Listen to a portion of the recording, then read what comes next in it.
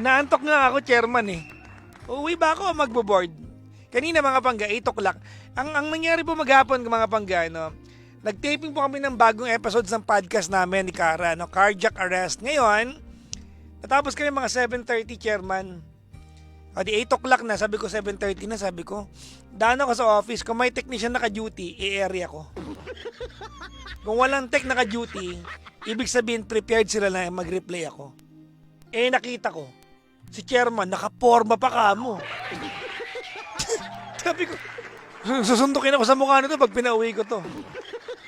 Magpaprograma na lang tayo.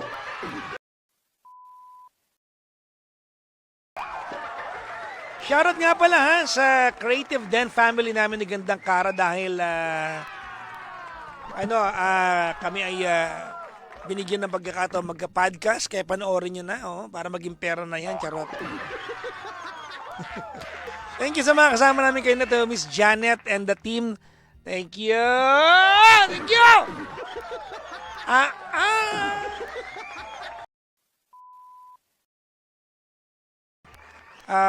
Kami ni Chia kanina magkasama kami. We spent a good couple of hours driving around and talking about decoy, no, mga panggano.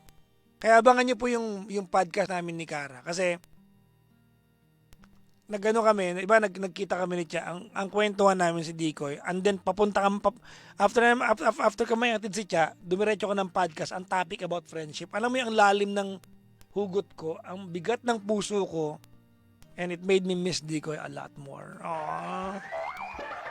Diba? Kaya kung ako sa'yo, Decoy, kung nakikinig ka, huwag mo kong dalawin pa nga, parang awa mo na. Alam mo na himis kita, pero kang dadalaw, matatakot ako. I love you, pang.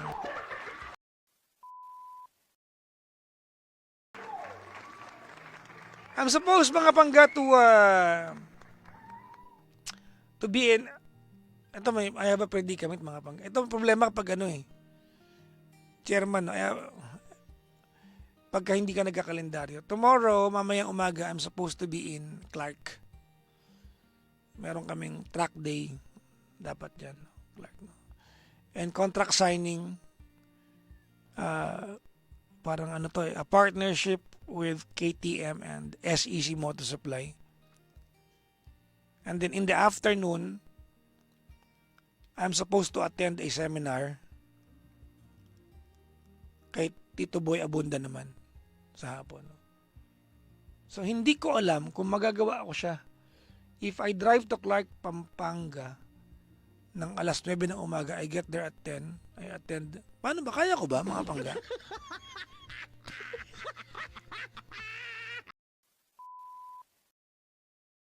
Umaga, between 10 to 12, I have to be in Pampanga. Kasi yan umaga, contract signing. Dahil ambassador po ako ng SEC, nire-request kayong pumunta. At gusto kong pumunta, syempre, motorcycle yan.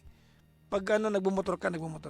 So umaga contract signing, tapos yung 12 to 5 track day, hindi na ako kailangang umattend doon. Tag-ulan, alam niyo takot ako. Hindi ako magta-track ng tag-ulan. Mga pangga, duwag na kung duwag. Wala, totoo. 28 na po ako, malulutong na buto ko. Totoo. Totoo, di ba? Hindi, pag ito nabali-balian, matagal tong gumaling. Di ba? So, ang gagawin ko, 10 to 12, nasa Clark ako. Siguro pag umalis ako ng 12, makakarating naman siguro kung 6 na Maynila, no? 6 to 9, siguro or something, nakitituboy ako. Tapos 9, before 9, nakaprograma ko 9 to 12 gabi, programa ko dito. Kung ilibing ko na lang kaya sarili ko, no? Sabi ni Shirley, kaya mo yung lakasan mo loob mo. Yung katawan.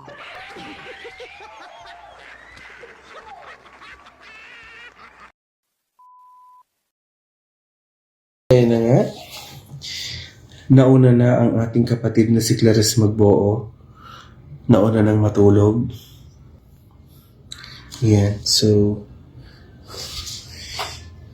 La la la.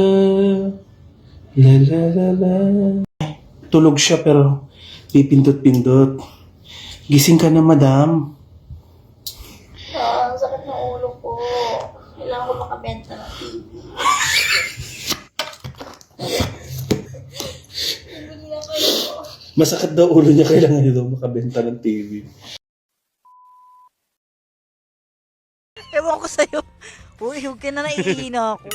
Ay, walang pamigil. Ano ka, Mami Jo? Hindi, ganun daw talaga minsan. Pag- Mahirap ng pigilan. Hoy, ang mga walang pamigil, mga tumatanda lang ha. Okay, Hello po sa mga mami. Uy, totoo nga. Totoo nga, may mga kilala kong ganyan na kapag tumatawa, pumupulan din. Hindi, at saka, hindi, feeling ko mula nung nasasaryan ako. Ako kasi Oo. Noranyan ako.